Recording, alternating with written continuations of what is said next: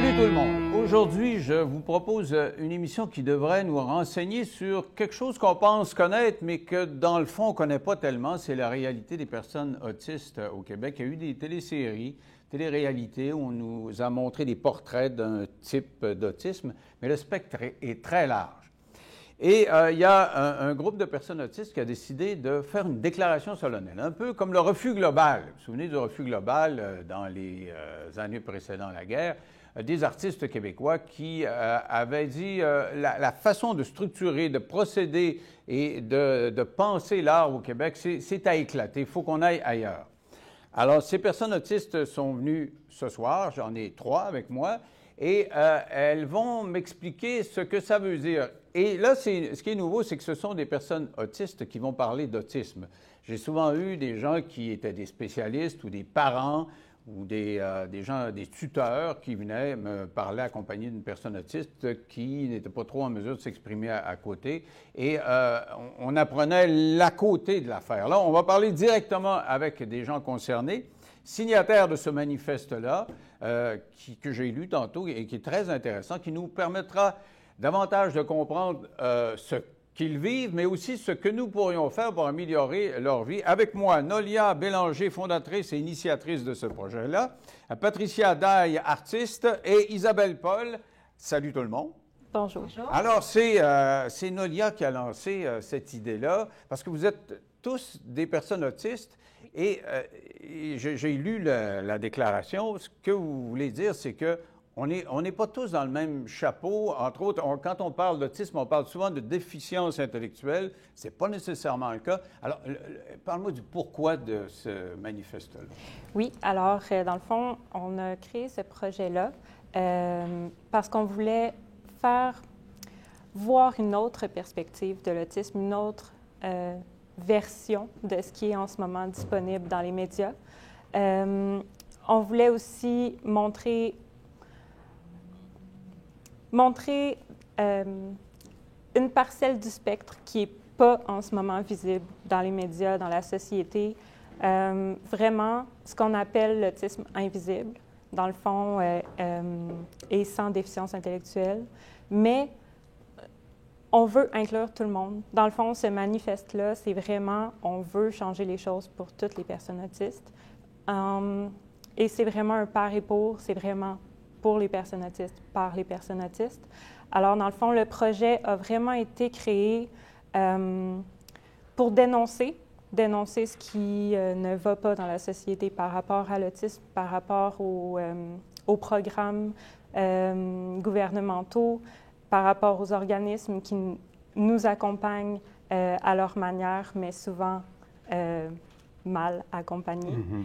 Et c'est aussi pour faire entendre nos voix, en fait. C'est vraiment ça. C'est vraiment pour que nous puissions parler pour nous et enfin nous montrer, en fait. C'est vraiment nous mettre de l'avant pour faire éclater la vision de la société. Parce qu'avec les docu-séries qu'on a vues ces dernières années, on a vu des jeunes qui deviennent adultes. On a beaucoup vu ça, le fils de Charles Lafortune, entre autres. Et on comprend les difficultés parce que déficience intellectuelle, il y en a qui ne sont pas capables de s'exprimer. Manifestement, vous parlez, il n'y a pas de problème. Mais quel est vos... Parlons de ce que vous êtes, puis après ça, on parlera du principe. Vous avez été diagnostiqué autiste quand? Moi, j'ai été diagnostiquée à l'âge de 45 ans, en 2014. Mais au fond de moi, j'ai toujours su que j'étais différente des autres. Mais pourquoi? De par mes réactions en société, je me suis jamais sentie à ma place, autant en classe, parmi les gens, tout ça. Et par ailleurs, je pensais que les gens étaient comme moi, mais au fil des années, j'ai compris que vraiment, j'étais différente. Alors donc, en 2014, j'ai dit, bon, mais là, je fais le bon. Je vais aller voir pour savoir enfin mettre un nom sur la personne que je suis. Mais entre parenthèses, en 2000, on m'avait diagnostiqué TDA avec anxiété généralisée, mais on m'avait dit, vous êtes très rigide. Alors, à l'époque, on n'en parlait pas beaucoup. Fait qu'en 2014, moi, j'ai décidé d'y aller et je le savais. Je savais que je l'étais. Et bon, suite aux analyses, tout ça, aux examens, on m'a dit que j'étais autiste. Et ça change quoi, là? Vouloir le savoir, une fois qu'on le sait, là, qu'est-ce que ça nous donne dans la vie de le savoir? Parce que vous aviez des comportements, vous sentiez que socialement, c'était peut-être pas adéquat. C'est ça? Oui, mais pour moi, ça a été une nouvelle naissance. Ah ouais? Ça a été une naissance pour moi parce que enfin, je pouvais vivre vraiment de dire au monde entier, oui, je suis différente, mais ça porte un nom, je suis autiste. Et c'était comme, maintenant, je vais pouvoir m'exprimer, je vais pouvoir le dire aux gens, la personne que je suis, de faire les choses qu'auparavant, je n'aurais pas pu faire. Mais donnez-moi des exemples de ce qui vous faisait dire que vous aviez quelque chose.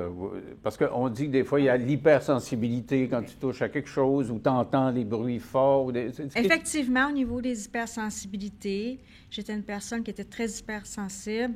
Au niveau du bruit, je ne comprenais pas pourquoi, moi, les sacs de chips ou les papiers, que j'en pleurais parce que ça me faisait tellement mal aux oreilles, ou quelqu'un me touchait, je pouvais devenir assez agressive. Ah ouais?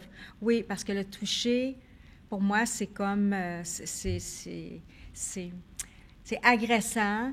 C'est comme aussi au niveau de l'ouïe. J'ai toujours dit dans mes conférences, mes oreilles pleurent quand j'entends quelqu'un prendre un sac. Au niveau visuel aussi, la luminosité. Et ça peut fluctuer d'une journée à l'autre. Une journée, je peux être correcte, j'ai pas de problème avec les lumières, mais une autre journée, je dois tout fermer mes rideaux parce que la lumière m'agresse, les sons, c'est ça, oui. Donc c'est habiter le cocon, là, parce qu'on a souvent donné cet exemple-là quand on parle d'autisme. Vous aviez votre cocon. Oui. Isabelle? Oui. Ça a commencé à quel âge? Comment vous êtes rendu compte de ça, là? Bien, moi, comme eux autres, j'étais convaincu que je l'étais, mais tout le monde me disait non, ça se peut pas, t'es volubile, tu parles à tout le monde. Puis, mais il y avait des choses que je me disais non, j'étais convaincu que je l'étais. Et puis, à un moment donné, ben, c'est ça, je me suis décidé à aller passer un diagnostic autiste. Et puis, quand la psychologue m'a expliqué pourquoi elle pensait que j'étais autiste, ça a fait comme, bon, enfin, pour la première fois de ma vie, je sais où est-ce que je m'en vais. Parce que ne pas le savoir, c'était anxiogène? Ben, absolument, c'est la fin du monde. C'est comme, tu sais, tu cherches, puis tu trouves pas. Donne-moi un exemple de quelque chose qui va vous décourager. Comment ça se fait, là? Je ne suis pas comme tout le monde. J'ai travaillé 50 ans, j'ai changé 50 fois de job. Ah ouais? Ouais. Mais c'est sûr que je suis né en 52, là, tu sais, fait que l'autiste, dans ce temps-là, là, on te tape pas ses fesses, puis non, t'es pas... T'as même pas question d'autiste, là, t'es paresseux, tu veux pas, tu veux passer, fait que j'ai appris, fait que là, quand j'arrivais devant un emploi, là, dans une...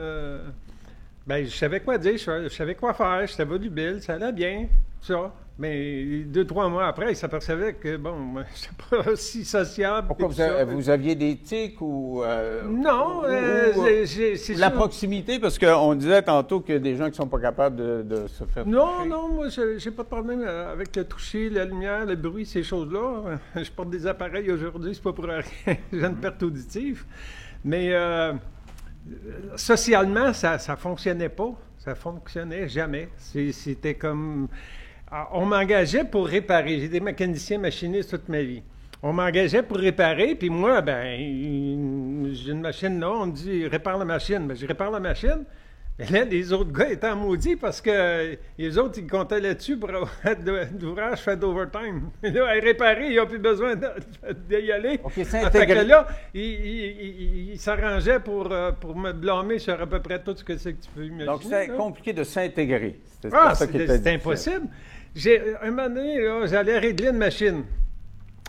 Quand moi, je la réglais, ça fonctionnait 3 mois de temps. Les gars étaient contents, ça allait bien, puis tout ça.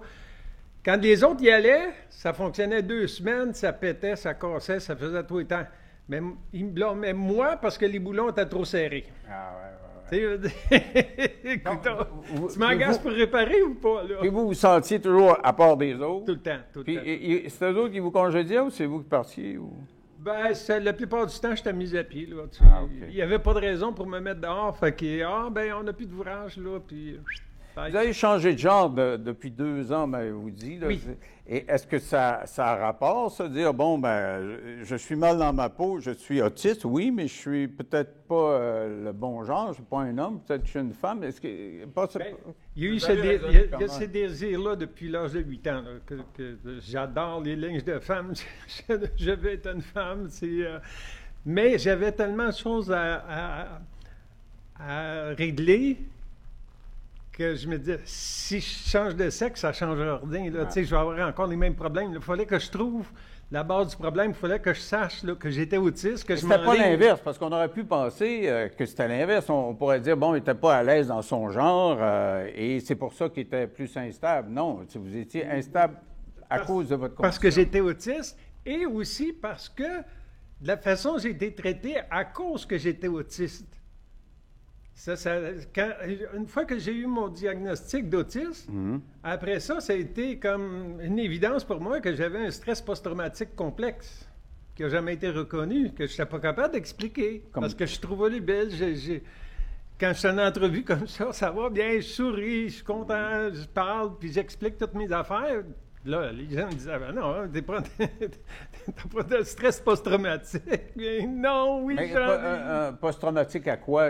C'était quoi votre traumatique? Ben, c'est que de la façon dont j'ai été traité dans ma famille, mon père me disait, t'es donc bien sans dessin, t'arrives pas avec les mêmes réponses que tout le monde.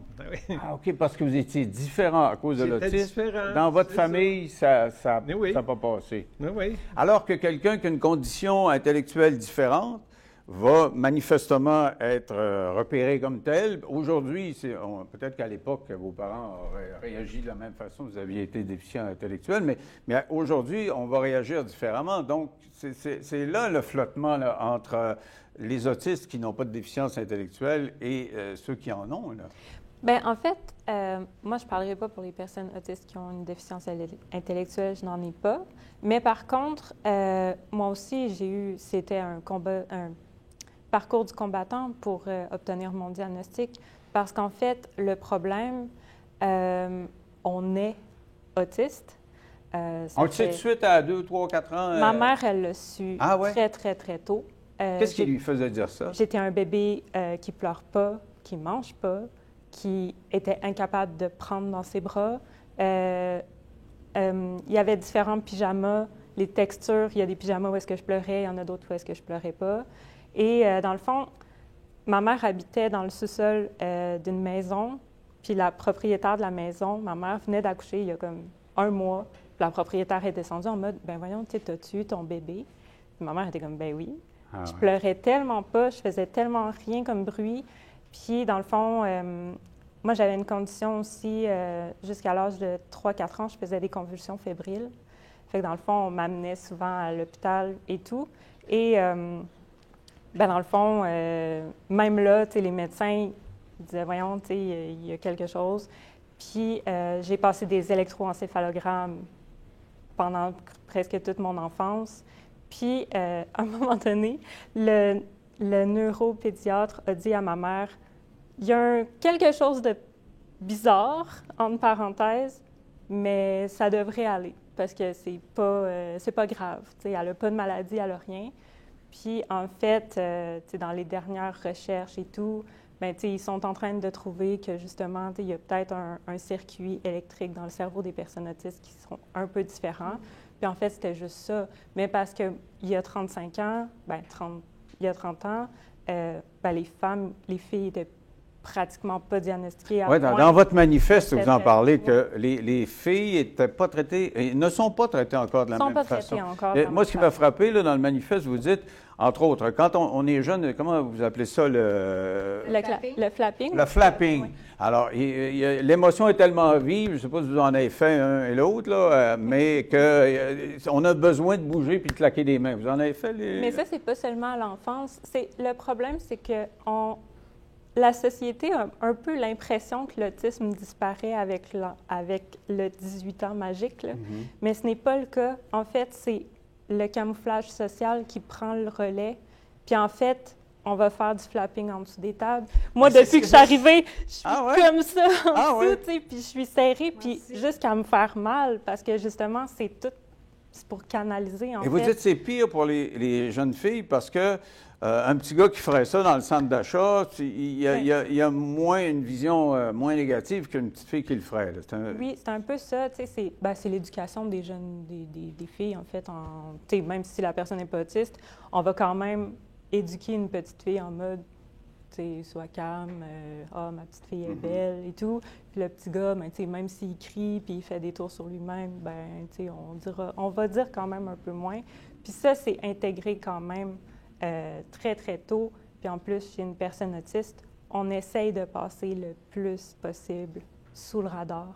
Puis en fait, c'est ça le camouflage social, c'est vraiment ça va pas être écrit dans notre front qu'on est autiste, mais je pense que toutes les trois autour de la table, demain, on va être morts de fatigue. C'est ce que j'ai compris. Aussitôt que vous décrivez une journée type. Puis, tu sais, ce qu'on a vu à la télévision, puis moi, j'ai fait plein d'entrevues avec des gens autistes, des familles autistes, mais rarement, là, je me souviens d'une femme qui était une bonne en mathématiques et qui était elle-même autiste.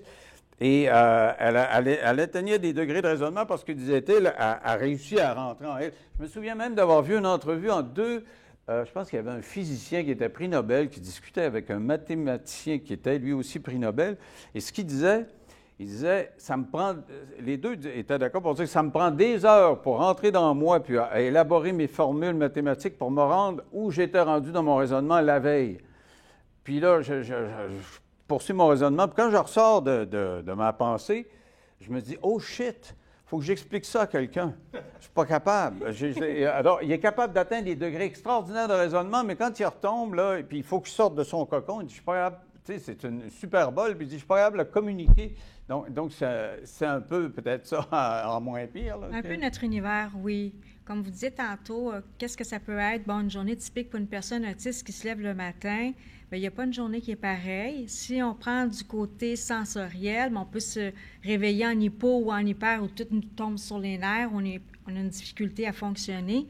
Mais moi, personnellement, parce que chaque personne autiste le vit différemment, son autisme à l'intérieur, moi, je suis une personne quand même assez rigide. Le matin, souvent, je me lève à la même heure. J'ai ma routine et surtout au niveau alimentaire, si je n'ai pas les mêmes aliments dans mon assiette ou on a oublié hier d'aller chercher des raisins ou des amandes, bien là, ma journée, on commence déjà avec un facteur qui manque, quelque chose dans mon assiette. Ma journée est bousillée. Ah ouais. Donc, la routine, c'est bien, bien important. La routine, pour moi, c'est très important parce que si je n'ai pas eu le matin ce que j'avais à avoir pour m'auto-régulariser, bien, le soir, le déjeuner que je n'ai pas pu prendre le matin, bien, je le reprends le soir pour boucler la boucle. Donc, il faut y avoir pensé pas mal tout le reste de la journée? Oui, ça peut être très stressant. Ça nous rend, en tout cas, moi, ça me rend anxieuse parce que là, je me dis... Bien là, j'appelle mon conjoint, je lui dis, as-tu été chercher les raisins? Oui, puis après ça, il n'y a aucun problème. Fait que le soir, au lieu de prendre un souper comme tout le monde, je reprends mon déjeuner du matin pour boucler, pour vraiment me sentir, c'est fait. Mais dans le manifeste, il y a aussi un exemple, il y a le matin, mais le reste de la journée, à classer la vaisselle, toutes des choses routinières qu'on fait, nous, dans la vie. Et vous dites, ça nous prend un degré de concentration qui est plus épuisant que celui d'une personne qui n'aura pas ça. Là. Surtout les alignements des objets. Comme moi, j'aligne beaucoup les objets chez moi, puis je m'en rends pas toujours compte, mais ça m'épuise. Une porte qui va être à 2 mm d'ouverte, je vais la fermer. Une chaise qui va être un petit peu trop reculée, je vais l'avancer. Les rideaux, il y a un petit quart de pouce qui est trop ouvert, bien, je vais la refermer. Fait que tout accumulé, à la fin de la journée, bien, moi, je sais que je suis lavée, je suis épuisée. Et des fois, on s'en rend pas toujours compte, mais c'est là qu'arrive parfois, puis on va en parler, des effondrements, parce qu'on a eu une grosse journée à faire tout ce qu'on doit faire. Et l'autre chose aussi, c'est que moi, je peux me lever le matin et partir sur un sujet parce que, bon, j'ai lu le soir avant de me coucher.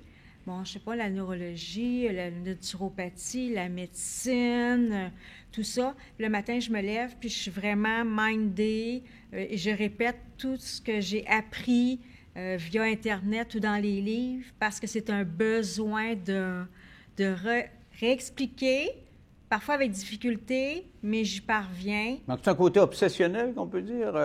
Une fois Pas qu'on a l'idée nécessairement. entre les deux oreilles, elle ne sort pas? Ou... Moi, je dirais pas obsessionnelle. Plus, ça fait partie de moi, de ma curiosité intellectuelle.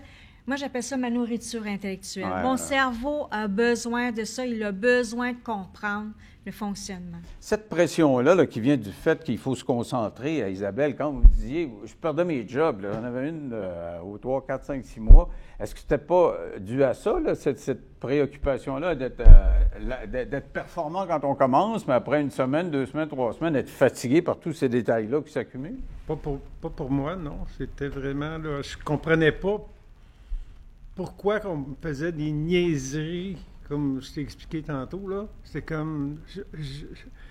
socialement, là, je comprenais pas le comportement des autres. Mais comment vous exprimiez, pour partir, là, c'est parce qu'il y avait quelque chose qui ne marchait pas, là.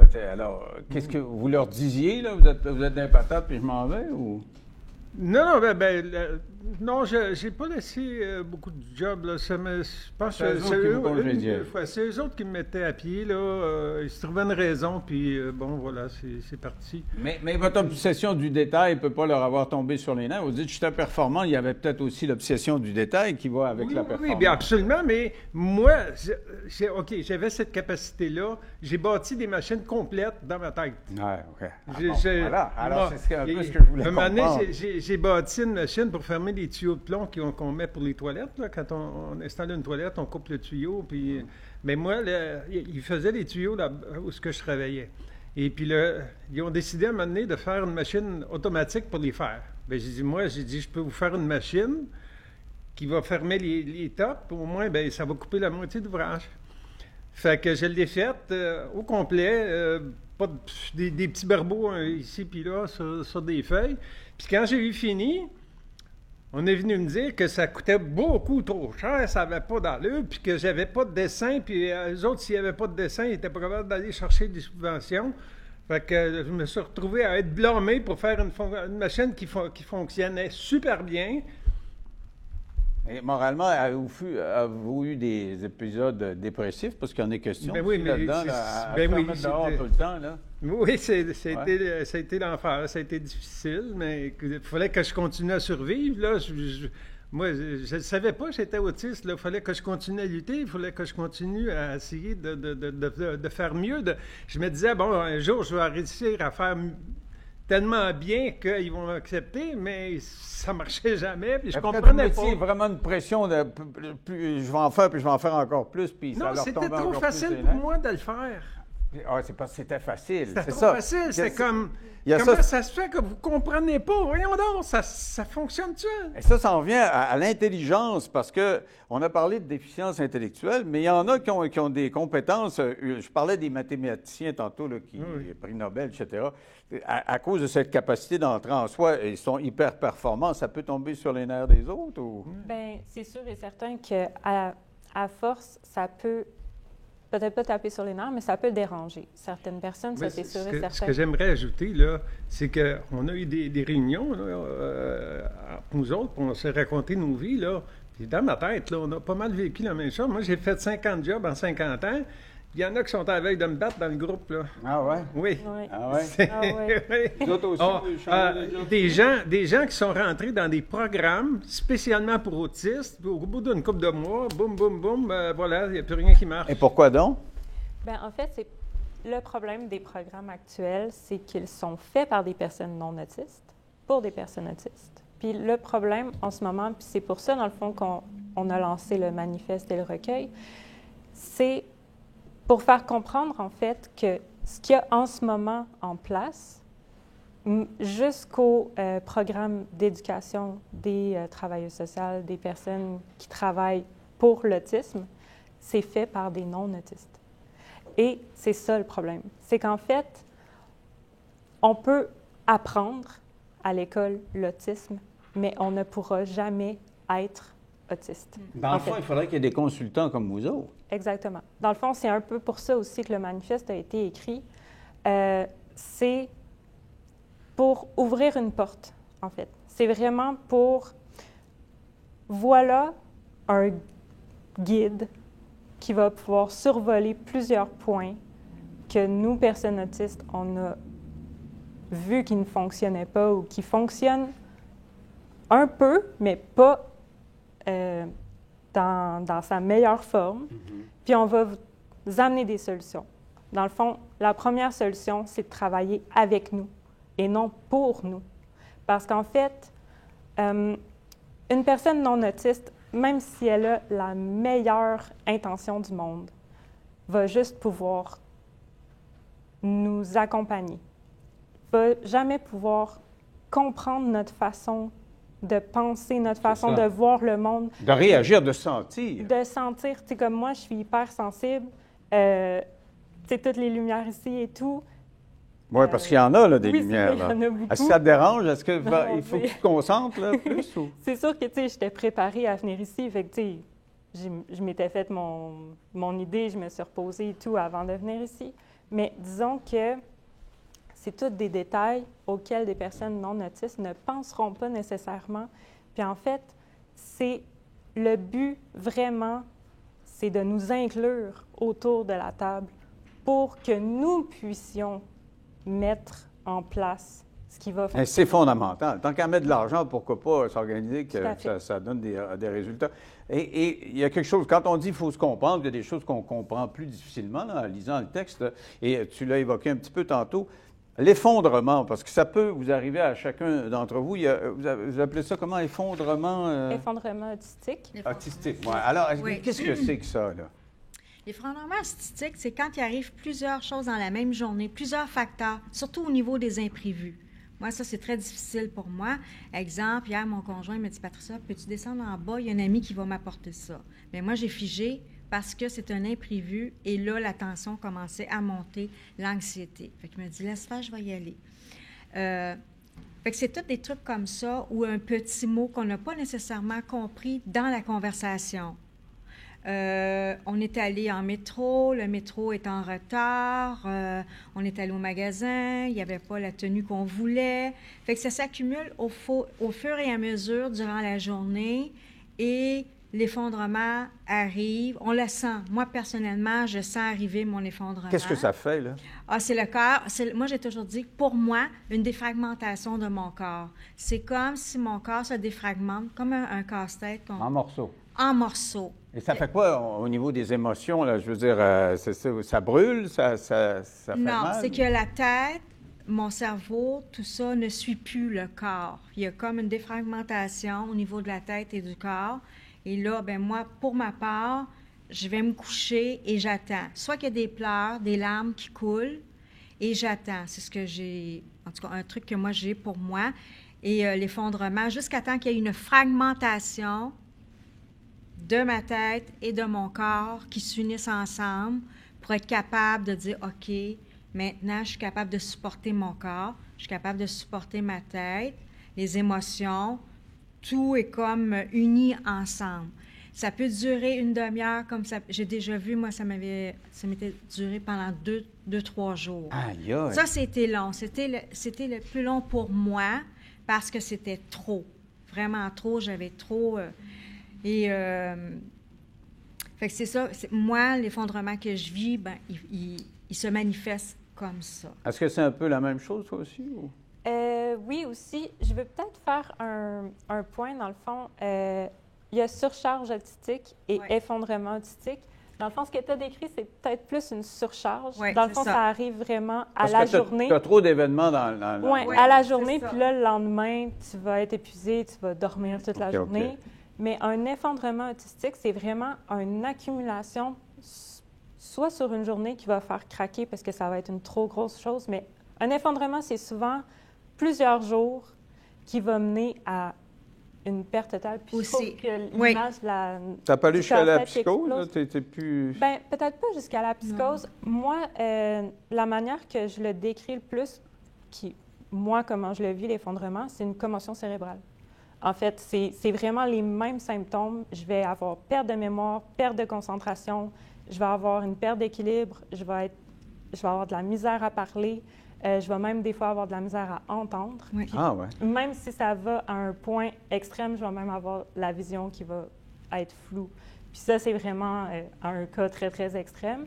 Mais dans le Mais fond, ça prend un événement extrême avant pour arriver... Ça Plus prend- c'est difficile avant, plus c'est gros après? Ou... ça prend une accumulation, vraiment, pour se rendre là. Moi, exemple, c'est ça, ça prend vraiment une accumulation. Une accumulation. Mais tu vas me donner un sur plusieurs exemple. jours. Donne-moi un exemple. C'est Oui. toujours avec l'exemple qu'on comprend le mieux. Oui. En fait, avant d'avoir mon diagnostic, moi, je l'ai eu en 2019. J'étais à l'emploi, dans le fond, dans un magasin d'encadrement que j'adorais. Dans le fond, il y avait, pour donner un exemple, il y avait 3000 coins de moulure sur le mur pour faire des encadrements sur mesure. Je les connaissais par cœur. Ah ouais? Ouais. Ah, quand on dit performance, là, c'est ça. Oui, c'est ça. Mes collègues m'aimaient beaucoup en mode « Ah, tu sais, la petite moulure, là, avec du doré. » Oui, OK, c'est celle-là. Ah, merci. Il n'y avait pas besoin de chercher. Mais dans le fond, même si j'adorais mon travail, l'accumulation de « Ah, tu sais, il y a un client aujourd'hui, il a posé la main sur mon bras. Il y a eu un conflit avec un employé, pas nécessairement avec moi, il y a eu un conflit dans les employés. À la maison, quand je suis retournée à l'autobus, il s'est passé quelque chose. Puis là, plus les jours avancent, plus il se passe de choses, puis à un moment donné, ça éclate. Puis en fait, moi, il fallait vraiment que j'aille voir mon médecin pour qu'il me mette en arrêt de travail parce que je n'étais plus capable de fonctionner. Puis, tu sais, les effets que j'ai décrits tout à l'heure, ça t'empêche totalement de Ça pouvait travailler. t'arriver régulièrement? Ça m'arrivait environ aux 6 mois. Ah, quand même. Puis oui, dans le fond, bien, c'est... Tu sais, avant d'avoir mon diagnostic, en fait, j'étais à l'emploi. Puis maintenant, à cause de ça, parce que c'est vraiment très, très violent quand je fais un effondrement, bien moi, je suis dans le fond, j'ai des contraintes sévères à l'emploi. Fait que, tu sais, en ce moment, je ne travaille plus et je me concentre à temps plein sur le collectif et le projet du manifeste. Là. C'est un petit peu ce qu'Isabelle a vécu, là, Oui. de coup en coup. Est-ce qu'il y avait des effondrements à chaque fois? Oui, j'en ai vécu des effondrements. Ouais. Ah oui? Ça veut dire pas être fonctionnel pendant, Oui. pendant combien de temps? C'est pas capable de rien faire. Là. C'était, les dernières années que j'ai travaillé, je n'étais plus fonctionnel du tout. J'ai été tellement chanceuse. Les 2 dernières années, j'ai pas travaillé, puis j'ai été capable de survivre. J'ai été capable de payer à 65 ans, j'ai été capable de payer pour mon diagnostic. Mais c'était vraiment là, à cause que j'étais hyper chanceuse. Là, Et vous me dites, le diagnostic a changé beaucoup, puis on va aller vers ça. Là, puis dans votre cas, le diagnostic à 65 ans, là, ça change complètement les perspectives. C'était très libérateur dans le sens que là, j'avais quelque chose pour m'aligner. Est-ce que ça a été fondamental dans votre changement de genre? Si vous n'aviez pas eu de diagnostic, auriez-vous vu... j'aurais pas été capable de régler tous mes problèmes. J'aurais pas compris que je vivais un stress post-traumatique. Là, j'ai été capable de travailler dessus. En travaillant dessus, là, ça a été moins pire. Puis là, après ça a fait comme, oui, je ne mets plus le pantalon. Je me rappelle, au mois d'août, je revenais d'un pique-nique. Et puis, je m'habillais, parce que je collectionne le linge de femme depuis très longtemps. Et je mettais du cutex le soir, puis je l'enlevais le lendemain matin. Je mettais des robes, des choses comme ça. Et puis, quand je suis arrivé du pique-nique, ça a fait comme, j'enlève plus le cutex et je ne porte plus le pantalon. Voilà. Donc, l'étape était Et là, ça a été fait. Et ça a été une libération, là. Mais il a fallu avoir le diagnostic. Ensuite, travailler sur le stress post-traumatique que j'ai vécu. Capable de manager un peu cet aspect-là. Et après ça, ça a fait comme, oui, voilà, je suis une femme, et voilà. Donc, le diagnostic, on l'a dit tantôt, vous me l'avez dit toutes les deux aussi, comment ça a changé votre vie, mais ce qu'on apprend en lisant votre texte, C'est que ça vient pas tout seul. C'est pas parce que tu veux un diagnostic que nécessairement tu l'as. C'est vraiment. Parlez-moi des difficultés, parce que l'avoir à 65 ans, vous auriez pu l'avoir avant. Et puis, est-ce qu'il y a des gens qui veulent avoir ça juste pour avoir des excuses? Je ne sais pas comment ça se passe. Les médecins, les psychologues, les psychiatres ne veulent pas nous diagnostiquer. On dirait que c'est une maladie honteuse. Ah ouais?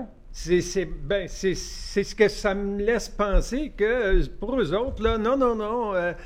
J'ai été diagnostiqué d'à peu près tout et n'importe quoi, bipolaire, Mazan, là. Ça a pris 65 ans. Mais là, avant que j'aille chercher mon diagnostic, là, il n'y a aucun diagnostic qui fonctionnait. Ça ne marchait pas. J'ai pris du Ritalin, j'ai pris du lithium, puis tout. Ça faisait rien.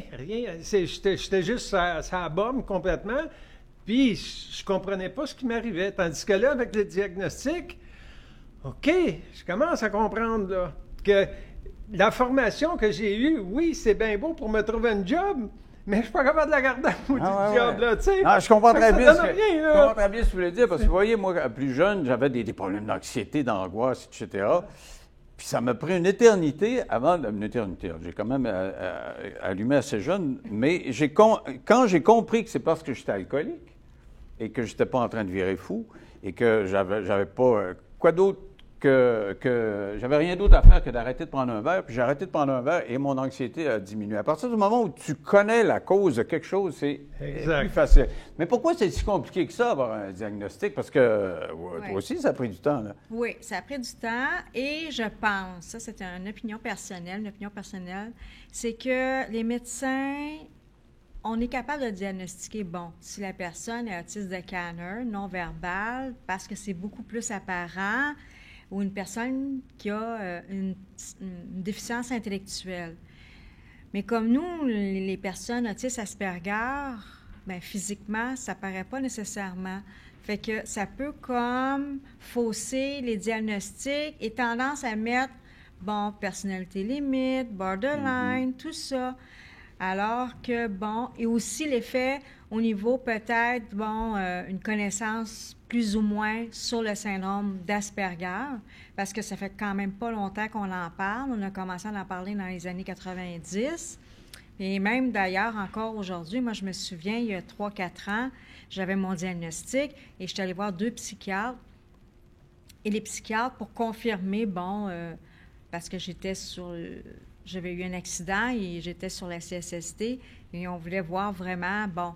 Et même les 2 psychiatres, oui, ils m'ont diagnostiqué syndrome d'Asperger, évidemment, mais je voyais dans leur regard, dans ce qu'ils me disaient, qu'il y avait une certaine...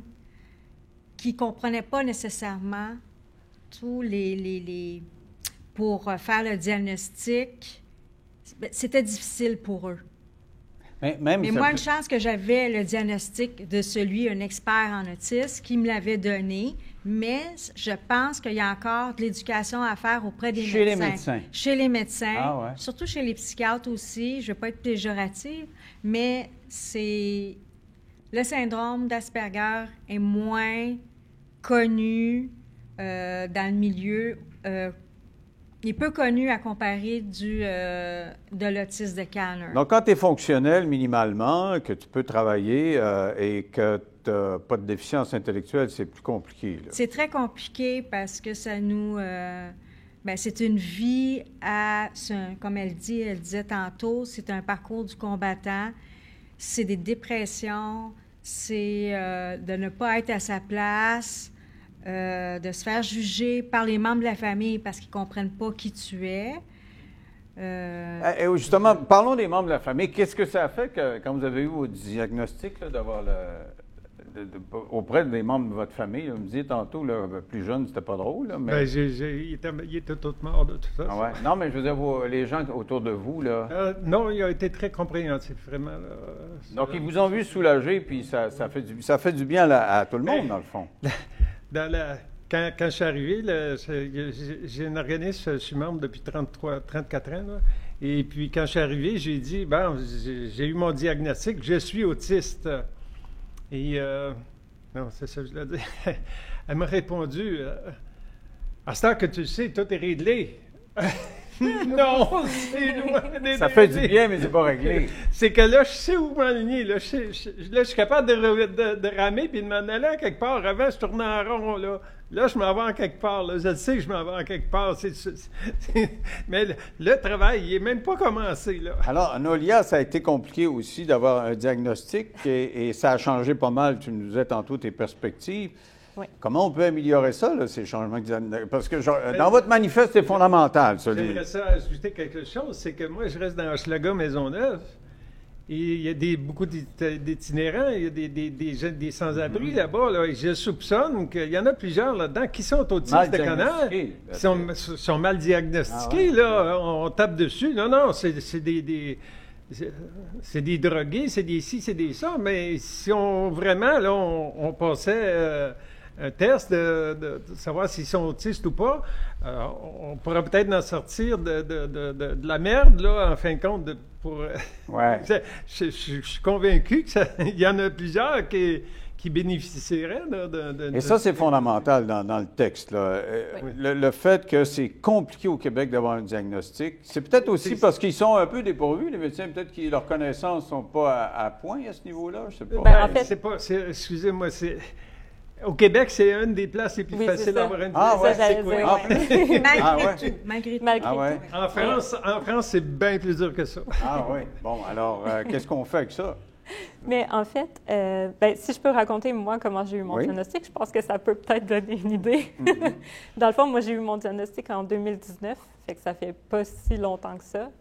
Je me suis battue pendant 6 ans avec mon médecin de famille et un organisme qui attendait seulement mon diagnostic. Il était convaincu que c'était un organisme, en fond, spécialisé dans l'autisme. Il était convaincu que c'était ça. Il attendait juste mon diagnostic pour me rentrer dans leur service, dans leur offre de service.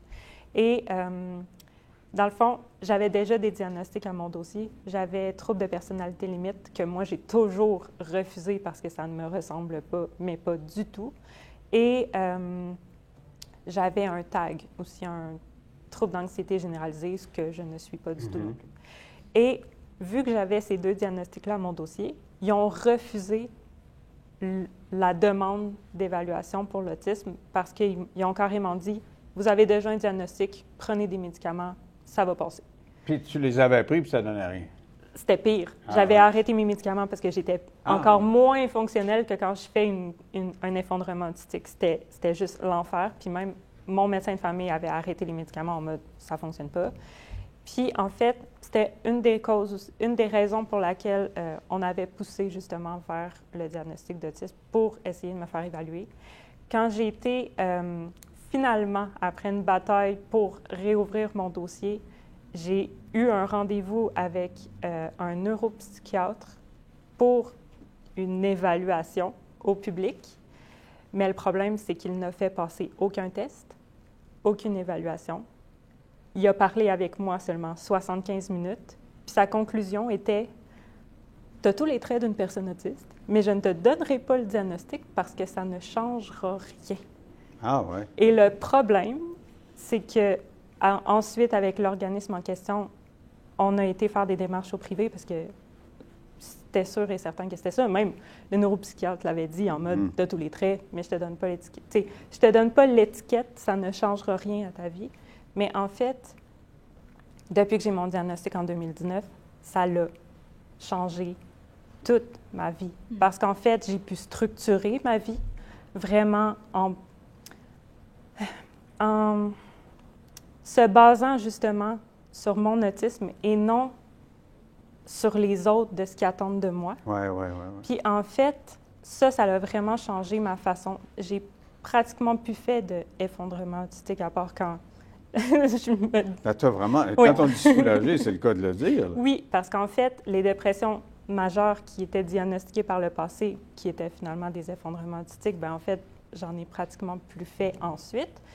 Puis, en fait, bien, ça m'a permis de faire, OK, tout ça, ça ne marche pas. Tu sais, ça ne fonctionne pas. Puis, en fait, ça m'a mené justement à avoir l'idée de me baser sur un peu ce qui avait été fait avec le refus global, en mode, hey, on peut faire changer les choses par l'art, on va écrire Vous un êtes tous texte. artistes, dans le fond. On est là. tous artistes, Vous avez oui. sublimé un peu votre condition en utilisant l'art, là. Bien, c'est sûr et certain que pour une personne autiste, l'art est un moyen d'expression extraordinaire parce qu'en fait, oui, on parle là, en ce moment, là, mais c'est quand même quelque chose qui est difficile par moment. Tout va dépendre, dans le fond, du niveau de fatigabilité de la personne. Et l'écriture, pour moi, depuis que je suis petite et que je sais écrire, c'est vraiment mon moyen d'expression. Et par l'art, justement, de faire passer les émotions, parce que j'ai tout de même de la difficulté à faire passer mes émotions et les faire comprendre aux autres et comprendre les émotions des autres. Puis l'art permet, paf, je suis en colère, je vais mettre du noir puis du rouge. Ça va bien, ça va être du bleu. Tu sais, c'est vraiment très, très visuel. Puis en fait, l'art permet cette façon de s'exprimer autrement. Puis en fait, c'est vraiment la meilleure manière. Ce qui nous unit, c'est notre autisme, mais c'est aussi notre amour de l'art. Alors, toi, c'est de la peinture. Toi, tu... Art numérique, je fais de la photo depuis 2018-2019. Puis j'ai commencé à peindre dernièrement. Fait que moi aussi, l'art. Au niveau de l'écriture, je suis moins... Mais ça fait du bien de s'exprimer en créant quelque chose. Oui, ça parce libère que ces tensions-là dont on a c'est parlé comme depuis si tantôt. je libère la personne qui veut se faire comprendre à travers cet art-là. Ça, c'est fondamental. C'est Ça, fondamental. Isabelle, vous faites de l'artiste Sculpture. de temps en temps? Ou... Sculpture, poème. OK. Sculpture, parce que de vos mains, vous parlez de votre job. Là, vous êtes, Ben, je me définis un peu comme la poète à qui la scie obéit. Vous êtes bonne avec vos mains. Oui. J'aimerais ça qu'on termine en parlant, parce que vous avez parlé dans le refus global, c'est votre refus global, de dire, bon, ben, actuellement, ça ne marche pas, il faudrait qu'on change les choses. Il y a la façon de réagir de la médecine, le fait qu'on vous diagnostique que tardivement, que c'est compliqué. On comprend que les médecins ont plus ou moins la fibre positive à cet égard-là, mais nous autres, là, qu'est-ce qu'on peut faire? Parce qu'on a vu des documentaires ou des docu-réalités, puis on a vu des jeunes déficients intellectuels ou qui n'étaient pas capables de s'exprimer, qui n'avaient pas de communication, puis on comprend que, bon, on va essayer de les accueillir. Mais qu'est-ce qu'on peut faire? Parce que c'est un but, le but de la manœuvre, c'est, OK, c'est la société qui doit nous ouvrir davantage les bras. Qu'est-ce que nous autres, la société, on peut faire pour vous aider? Mais moi, je peux parler. Oui. OK. Oui, il y aura un après l'autre. OK. Moi, j'ai travaillé 15 ans en adaptation scolaire, dont en autisme, dans une école spécialisée, mais je ne travaille plus là parce que, justement, j'ai compris que, puis ça, c'est pas péjoratif, mais que j'étais capable de faire plus pour aider, pour moi-même aussi. Je vous dirais que 90% des gens dans le milieu scolaire, les enseignants font leur possible, tout ça, mais de là à comprendre vraiment la pensée autistique, il n'y en a pas beaucoup.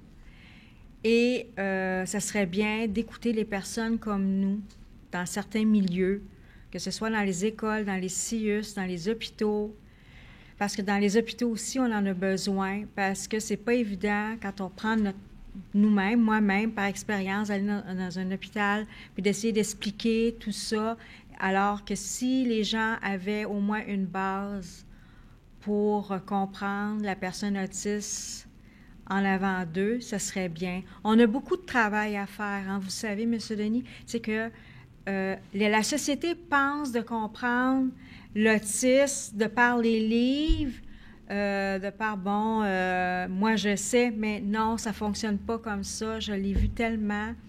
Et c'est pourquoi que nous, notre voix doit être entendue pour vraiment, si on veut changer les choses dans les milieux scolaires, dans les milieux sociaux, tout ça, bien, de nous écouter, de nous entendre ce qu'on a à dire et non, parce que là, c'est devenu comme...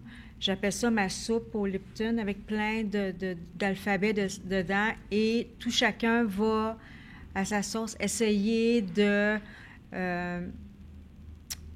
pas de comprendre, mais de comprendre à leur façon l'autisme.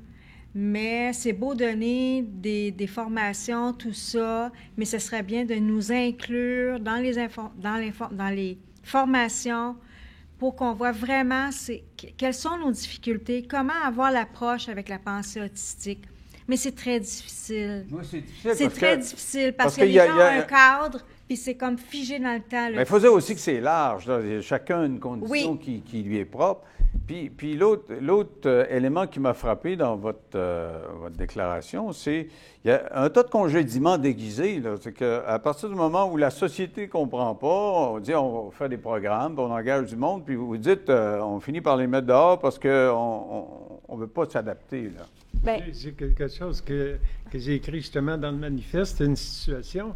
Alors, prenez un soldat, OK, qui est dans une tranchée et il s'attire de tous les bords, de tous les côtés, mais il y a des balles sifflent alentour de lui, il ne l'atteignent pas, mais lui, il est comme là, il ne peut pas bouger, là. Puis là, imaginez sa grand-maman qui dise « Ah, mais mon garçon, t'as l'air tellement stressé, je vais te montrer à tricoter. » Il voudrait bien faire plaisir à sa mère, à sa grand-mère, mais il n'est pas capable de bouger. Alors, on voit c'est une image, en fin de compte, là, qui fait comprendre un petit peu, des fois, là, quand on a un effondrement autistique, là, c'est pas parce qu'on est de mauvaise foi ou quoi que ce soit, c'est qu'on est dans notre petit trou, là, puis on n'est plus capable de bouger, là. Mais le propriétaire ou le patron de la shop, lui, il veut du rendement, puis le congédiement déguisé, il vient d'où? C'est bien plus facile de prendre la personne pour dire, bon, ben il ne veut pas travailler. Mais ils ne diront pas que c'est à cause de la condition, ils ne diront pas que c'est à cause de l'autisme. non, mais en fait, le problème avec le marché de l'emploi en ce moment, c'est que c'est beau de dire qu'on est inclusif. Ah, on a des employés autistes, on a des employés de la neurodivergence. En fait, le problème, c'est est-ce que l'emploi est réellement adapté pour ces personnes-là?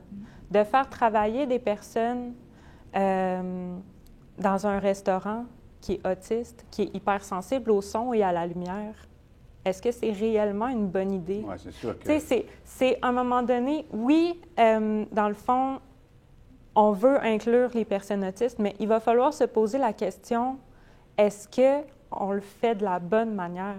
Puis en fait, pourquoi on ne prend pas les intérêts particuliers des personnes pour les intégrer dans les emplois qui touchent les intérêts particuliers des personnes? C'est un peu la job des organismes ou du gouvernement, ou je ne sais pas qui, là, mais je me souviens quand Walmart avait des emplois spécifiquement pour ça, puis ils ont retiré le programme, il y a eu une grosse protestation, ils sont venus, etc. Donc, le gouvernement donne de la subvention. Je ne sais pas, il devrait y avoir des psychologues ou je ne sais pas quoi qui iraient expliquer à ceux qui sont sur le marché du travail, regarde, il va venir travailler pour toi, mais il faut que tu fasses ci ou ça, là, non? En fait, le problème, c'est que ce n'est pas les psychologues qui devraient y aller. C'est des personnes autistes. Alors, peut-être créer une espèce d'organisation où ce serait des autistes qui pourraient aller conseiller. Oui, c'est ça. Dans le fond, c'est vraiment d'aller dans du conseil. Puis, dans le fond, c'est de prendre des personnes qui vont pouvoir parler puis qui vont pouvoir avoir la vision de faire « OK, comme ça, comme ça, comme ça, vous allez engager telle personne, on va rencontrer cette personne-là, c'est quoi ses besoins à cette personne-là? » C'est extrêmement intéressant, ça. Chaque personne est différente, chaque emploi est différent. Puis mais toi, étant donné que tu es une personne autiste, puis, mettons, on crée un conseil, on s'invente un conseil, le conseil là, qui est le conseil du patronat. Et là, tu vas aller, je ne sais pas, disons, chez Provigo. Puis, ils veulent engager des gens. Toi, tu vas parler à d'éventuels candidats pour expliquer ce que ça prend ou tu vas parler au boss, tu vas essayer de trouver quelqu'un qui correspond aux autres? Comment tu vois ça? Là? Parce que c'est beau, c'est des beaux souhaits, mais moi, je te dis, là, sur le plancher... J'aurais une solution. Ben, moi, je vais d'abord commencer par rencontrer l'employeur. Non, je vais d'abord rencontrer l'employeur pour savoir pourquoi il veut engager une personne autiste. C'est quoi les postes sur lesquels il voudrait avoir un employé autiste? Parce que dans le fond, si c'est juste pour faire beau devant les caméras puis dire « Hey, nous autres, on inclut des personnes autistes », ça ne fonctionne pas. Ouais. Ça ne fonctionne pas. Puis là, après ça, on rencontre des candidats. Puis on voit avec eux c'est quoi leurs besoins. Puis on retourne voir l'employeur en mode « Voici tel terme, ça, il faut que vous le preniez en compte pour employer cette personne-là. Si ce n'est pas pris en compte, OK. il vient pas. Ça a du bon sens. Là, avec le dialogue, Isabelle, vous avez un point. Ça serait bien plus facile si l'employeur savait c'est quoi le talent de cette personne-là. Si on se concentrait à dire « Hey, mais elle est capable de faire telle affaire. Wow! Comment est-ce que je peux intégrer ça dans mon chose? » Au lieu d'arriver avec un programme tout fait puis de dire « Bon, ben, OK, boum, boum, boum, boum, il faut qu'il corresponde à ça. Et là, non, on fait le contraire. Il y a tel. Mais ça veut aussi dire, puis ça, je pense au Québec, ça devrait s'appliquer partout, moins de bureaucratie. Aussitôt qu'il y a de la bureaucratie, tu as des critères. Ben, vous n'êtes pas au 1.23 de la linéa 4, on peut il manque une virgule. Ah, c'est ça. Alors, on s'entend là-dessus.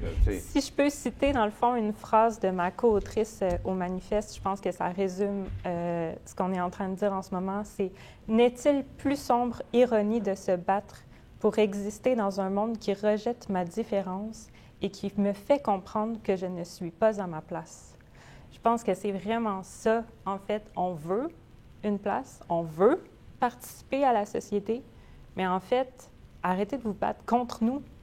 Battez-vous avec nous. Vous voulez accueillir, prenez la peine de comprendre comment accueillir, dans le fond, c'est un peu ça. Oui, vraiment. Puis, tu sais, les mots d'Isabelle. La capacité de ces gens-là, c'est extraordinaire. Là.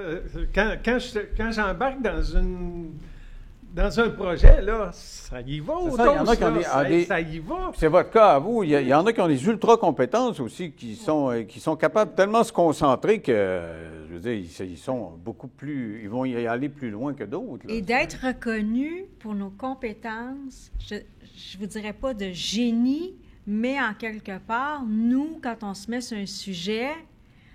même si on n'a pas le papier, on est tellement mindé sur ce qu'on lit, on va au fond des choses. Et lorsqu'on dit quelque chose, bien souvent, si les gens vont vérifier, bien c'est ça. C'est parce que notre cerveau n'arrête pas. Et de là, tu sais, oui, on peut nous considérer, j'aime pas dire le mot génie ou le mot bref, mais de nous considérer.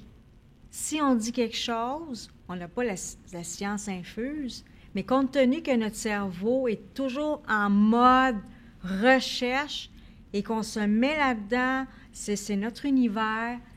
Parce que moi, c'est ça que je trouve le plus dur. Quand je dis quelque chose et qu'on me dit le contraire, alors que je sais que la personne, elle n'a pas lu.